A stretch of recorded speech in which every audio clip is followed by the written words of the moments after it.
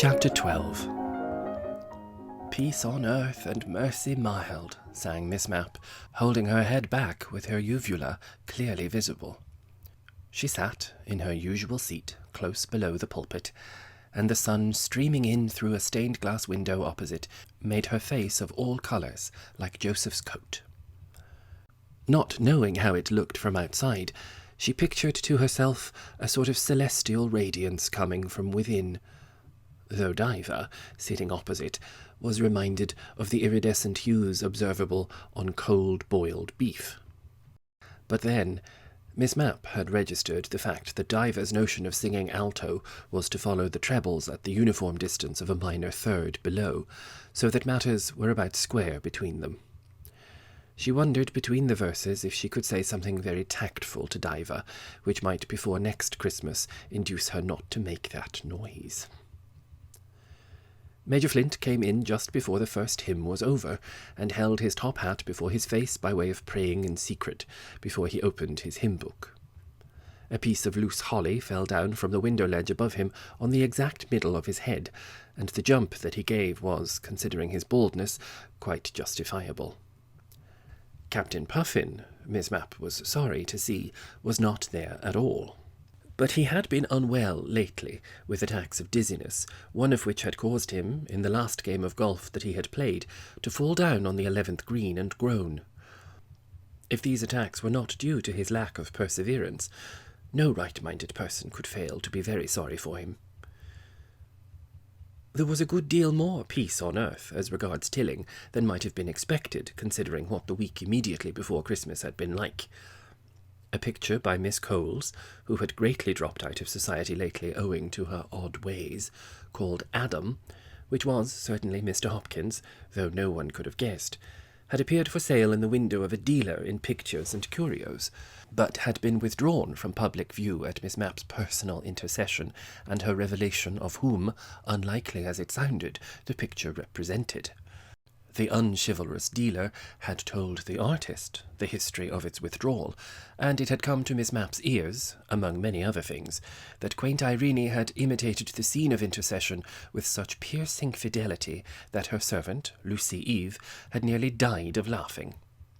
Then there had been clandestine bridge at Mr. Wise's house on 3 consecutive days, and on none of these occasions was Miss Mapp asked to continue the instruction which she had professed herself perfectly willing to give to the Contessa. The Contessa, in fact, there seemed to be no doubt about it, had declared that she would sooner not play bridge at all than play with Miss Mapp, because the effort of not laughing would put an unwarrantable strain on those muscles which prevented you from doing so. Then the Contessa had gone to tea quite alone with Major Benji, and though her shrill and senseless monologue was clearly audible in the street as Miss Mapp went by to post her letter again, the Major's Dominic had stoutly denied that he was in, and the notion that the Contessa was haranguing all by herself in his drawing-room was too ridiculous to be entertained for a moment. And Diva's dyed dress had turned out so well that Miss Mapp gnashed her teeth at the thought that she had not had hers dyed instead.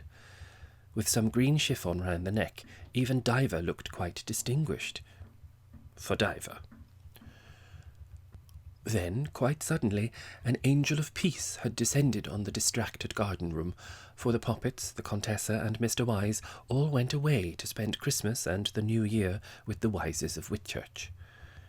It was probable that the Contessa would then continue a round of visits with all that coroneted luggage, and leave for Italy again without revisiting Tilling. She had behaved as if that was the case, for taking advantage of a fine afternoon, she had borrowed the Royce and whirled round the town on a series of calls, leaving PPC cards everywhere, and saying only, so Miss Mapp gathered from Withers, "Your mister's not in, so sorry," and had driven away before Withers could get out the information that her mistress was very much in, for she had a bad cold. But there were the PPC cards, and the Wises with their future connections were going to Whitchurch, and after a few hours of rage against all that had been going on, without revenge being now possible, and of reaction after the excitement of it, a different reaction set in. Odd and unlikely as it would have appeared a month or 2 earlier, when Tilling was seething with duels, it was a fact that it was possible to have too much excitement. Ever since the Contessa had arrived, she had been like an active volcano planted down among dangerously inflammable elements, and the removal of it was really a matter of relief. Miss Mapp felt that she would be dealing again with materials whose properties she knew, and since, no doubt, the strain of Susan's marriage would soon follow, it was a merciful dispensation that the removal of the volcano granted Tilling a short, restorative pause. The young couple would be back before long, and with Susan's approaching elevation certainly going to her head, and making her talk in a manner wholly intolerable about the grandeur of the Wyses of Whitchurch, it was a boon to be allowed to recuperate, for a little, before setting to work afresh to combat Susan's pretensions. There was no fear of being dull, for plenty of things had been going on in Tilling before the Contessa flared on the high street, and plenty of things would continue to go on after she had taken her explosions elsewhere. By the time that the second lesson was being read, the sun had shifted from Miss Mapp's face, and enabled her to see how ghastly dear Evie looked when focused under the blue robe of Jonah, who was climbing out of the whale. She had had her disappointments to contend with, for the Contessa had never really grasped at all who she was. Sometimes she mistook her for Irene, sometimes she did not seem to see her, but never had she appeared fully to identify her as Mr. Bartlett's wee wifey. But then dear Evie was very insignificant, even when she squeaked her loudest. Her best friends, among whom was Miss Mapp, would not deny that. She had been wilted by non-recognition. She would recover again, now that they were all left to themselves. The sermon contained many repetitions and a quantity of split infinitives. The padre had once openly stated that Shakespeare was good enough for him, and that Shakespeare was guilty of many split infinitives. On that occasion there had nearly been a breach between him and Mistress Mapp, for Mistress Mapp had said, "But then you are not Shakespeare, dear padre," and he could find nothing better to reply than "hoots." There was nothing more of interest about the sermon.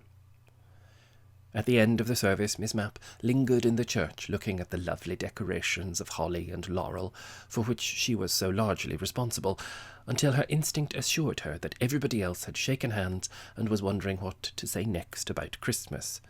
Then, just then, she hurried out. They were all there, and she came like the late and honoured guest. Poor Diva. "Diva, darling," she said, "Merry Christmas. And Evie, and the Padre. Padre, dear, thank you for your sermon. And Major Benji, Merry Christmas, Major Benji. What a small company we are, but not the less Christmassy. No Mr. Wise, no Susan, no Isabel. Oh, and no Captain Puffin. Not quite well again, Major Benji. Tell me about him. Those dreadful fits of dizziness. So hard to understand." She beautifully succeeded in detaching the Major from the rest. With the peace that had descended on Tilling, she had forgiven him for having been made a fool of by the Contessa. "I'm anxious about my friend Puffin," he said. "Not at all up to the mark. Most depressed. I told him he had no business to be depressed. It's selfish to be depressed, I said. If we were all depressed, it would be a dreary world, Miss Elizabeth. He sent for the doctor. I was to have had a round of golf with Puffin this afternoon, but he doesn't feel up to it. It would have done him much more good than a host of doctors." "Oh, I wish I could play golf and not disappoint you of your round, Major Benji," said she. Major Benji seemed rather to recoil from the thought. He did not profess, at any rate, any sympathetic regret. "And we were going to have had our Christmas dinner together tonight," he said, "and spend a jolly evening afterwards." "I'm sure quiet is the best thing for Captain Puffin with his dizziness," said Miss Mapp firmly. A sudden audacity seized her. Here was the Major feeling lonely as regards his Christmas evening. Here was she delighted that he should not spend it jollily with Captain Puffin, and there was plenty of plum pudding. "Come and have your dinner with me," she said. "I'm alone too." He shook his head. "Very kind of you, I'm sure, Miss Elizabeth," he said, "but I think I'll hold myself in readiness to go across to poor old Puffin, if he feels up to it. I feel lost without my friend Puffin." "But you must have no jolly evening, Major Benji," she said. "So bad for him. A little soup and a good night's rest. That's the best thing." Perhaps he would like me to go in and read to him. I will, gladly. Tell him so from me. And if you find he doesn't want anybody, not even you, well, there's a slice of plum pudding at your neighbour's, and such a warm welcome." She stood on the steps of her house, which in summer were so crowded with sketchers, and would have kissed her hand to him had not Diva been following close behind. For even on Christmas Day, poor Diva was capable of finding something ill-natured to say about the most tender and womanly action.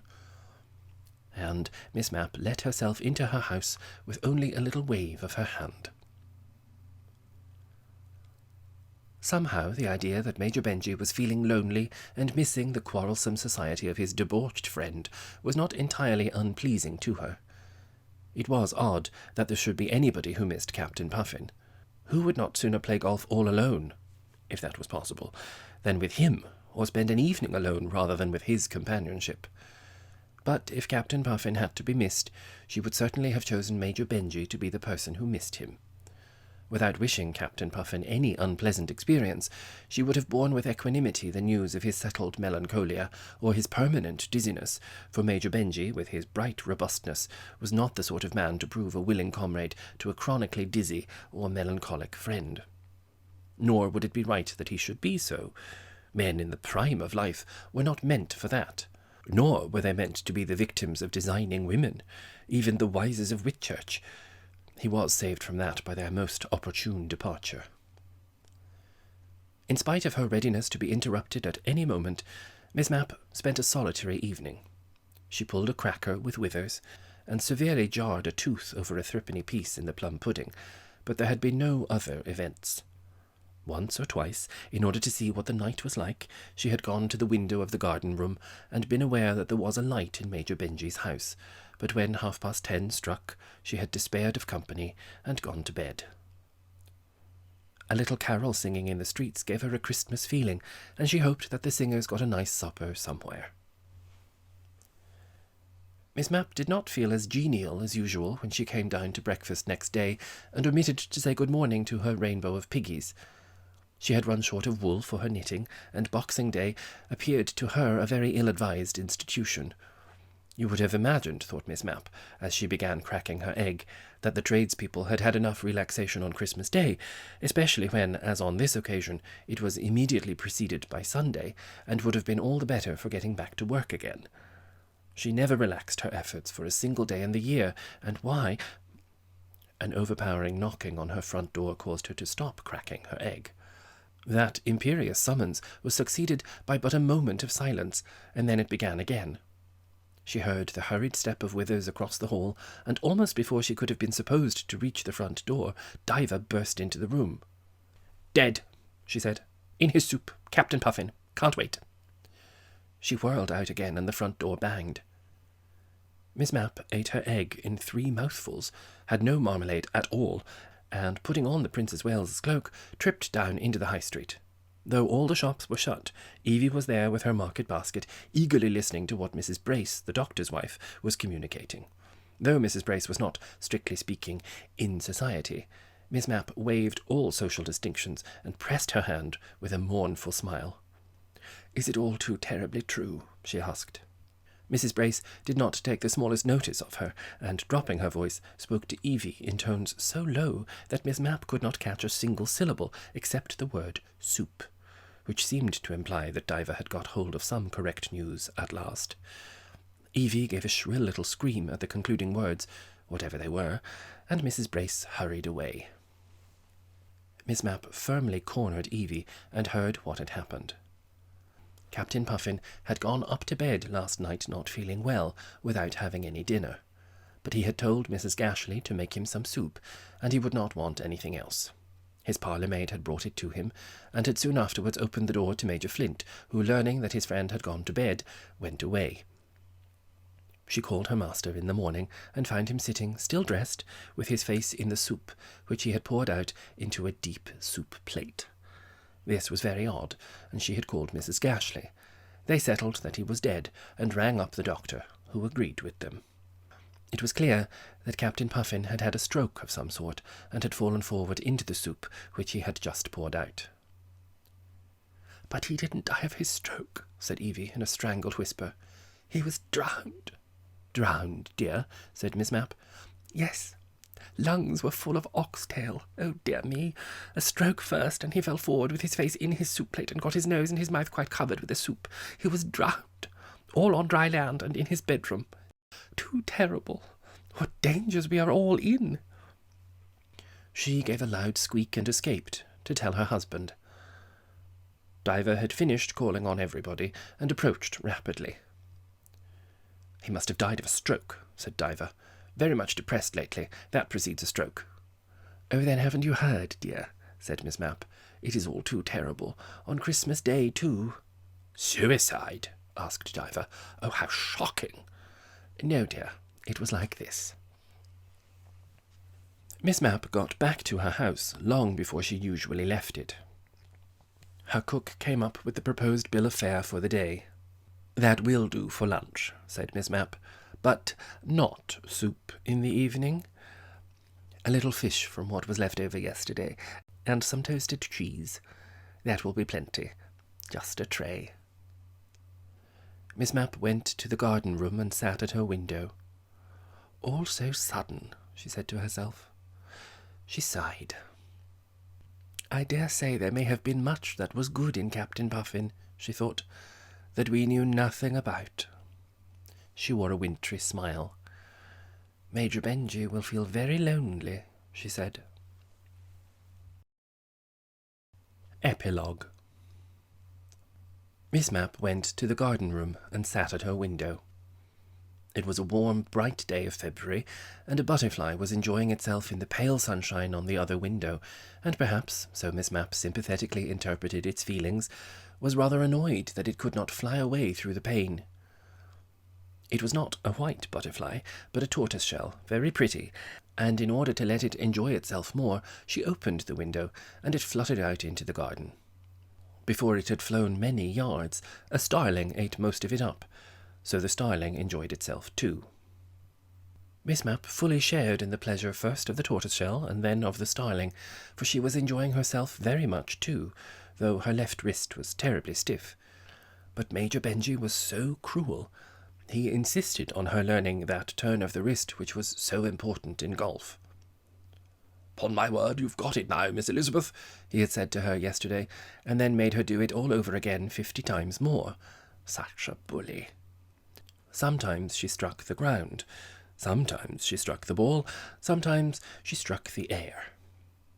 But he had been very much pleased with her, and she was very much pleased with him. She forgot about the butterfly and remembered the starling. It was idle to deny that the last 6 weeks had been a terrific strain, and the strain on her left wrist was nothing to them.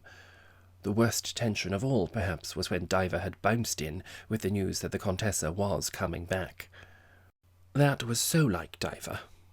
The only foundation for the report proved to be that Figgis had said to her Janet that Mr. Wise was coming back, and either Janet had misunderstood Figgis, or Diver, far more probably, had misunderstood Janet, and Miss Mapp only hoped that Diver had not done so on purpose, though it looked like it. Stupid as poor Diver undoubtedly was, it was hard for Charity itself to believe that she had thought that Janet really said that. But when this report proved to be totally unfounded, Miss Mapp rose to the occasion and said that Diver had spoken out of stupidity and not out of malice towards her. Then, in due course, Mr. Wise had come back, and the 2 poppets had come back, and only 3 days ago 1 poppet had become a Wise, and they had all 3 gone for a motor tour on the continent in the Royce. Very likely they would go as far south as Capri, and Susan would stay with her new grand Italian connections. What she would be like when she got back, Miss Mapp forbore to conjecture, since it was no use anticipating trouble. But Susan had been so grandiose about the Wises, multiplying their incomes and their acreage by 15 or 20, so Miss Mapp conjectured, and talking so much about county families, that the liveliest imagination failed to picture what she would make of the Farrelleones. She already alluded to the Count as my brother-in-law Cecco Farrelleone, but had luckily heard Diver say Faradiddleone in a loud aside, which had made her a little more reticent. Susan had taken the insignia of the member of the British Empire with her, as she had once conceived the idea of being presented to the Queen of Italy by Amelia and going to a court ball, and Isabel had taken her manuscript book of malaprops and spoonerisms. If she put down all the Italian malaprops that Mrs. Wise would commit, it was likely that she would bring back 2 volumes instead of 1. Though all these grandeurs were so rightly irritating, the departure of the young couple and Isabel had left Tilling, already shocked and shattered by the death of Captain Puffin, rather flat and purposeless. Miss Mapp alone refused to be flat, and had never been so full of purpose. She felt that it would be unpardonably selfish of her if she regarded for a moment her own loss, when there was one in Tilling who suffered so much more keenly, and she set herself with admirable singleness of purpose to restore Major Benji's zest in life and fill the gap. She wanted no assistance from others in this. Diva, for instance, with her jerky ways, would be only too apt to jar on him, and her black dress might remind him of his loss, if Miss Mapp had asked her to go shares in the task of making Major Benji's evenings less lonely. Also the weather, during the whole of January, was particularly inclement, and it would have been too much to expect of Diva to come all the way up the hill in the wet, while it was but a step from the Major's door to her own. So there was little or nothing in the way of winter bridge as far as Miss Mapp and the Major were concerned. Piquet, with his single sympathetic companion, who did not mind being Rubiconned at 3d. 100, was as much as he was up to at the present. With the end of the month, a balmy foretaste of spring, such as had encouraged the tortoise-shell butterfly to hope, set in, and the Major used to drop in after breakfast and stroll around the garden with her, smoking his pipe. Miss Mapp's sweet snowdrops had begun to appear, and green spikes of crocuses pricked the black earth, and the sparrows were having such fun in the creepers. Then one day the Major, who was going out to catch the 11:20 tram, had a golf stick, as Miss Mapp so foolishly called it, with him, and a golf ball, and after making a dreadful hole in her lawn, she had hit the ball so hard that it rebounded from the brick wall, which was quite a long way off, and came back to her very feet, as if asking to be hit again by the golf stick. No, golf club. She learned to keep her wonderfully observant eye on the ball, and bought one of her own. The Major lent her a mashie, and before anyone would have thought it possible, she had learned to propel her ball right over the bed where the snowdrops grew, without beheading any of them in its passage. It was the turn of the wrist that did that, and Withers cleaned the dear little mashie afterwards, and put it safely in the corner of the garden. Today was to be epoch making. They were to go out to the real links by the 11:20 tram, consecrated by so many memories, and he was to call for her at 11. He had quayhide for porridge fully an hour ago. After letting out the tortoise-shell butterfly from the window looking into the garden, she moved across to the post of observation on the street, and arranged snowdrops in a little glass vase. There were a few over when that was full, and she saw that a reel of cotton was close at hand, in case she had an idea of what to do with the remainder. 11 o'clock chimed from the church, and on the stroke she saw him coming up the few yards of street that separated his door from hers. So punctual, so manly. Diva was careering about the high street as they walked along it, and Miss Mapp kissed her hand to her. "Off to play golf, darling," she said. "Is that not grand? Au reservoir." Diva had not missed seeing the snowdrops in the Major's buttonhole, and stood stupefied for a moment at this news. Then she caught sight of Evie, and shot across the street to communicate her suspicions. Quaint Irene joined then, and the Padre. "Snowdrops, if eggs," said he.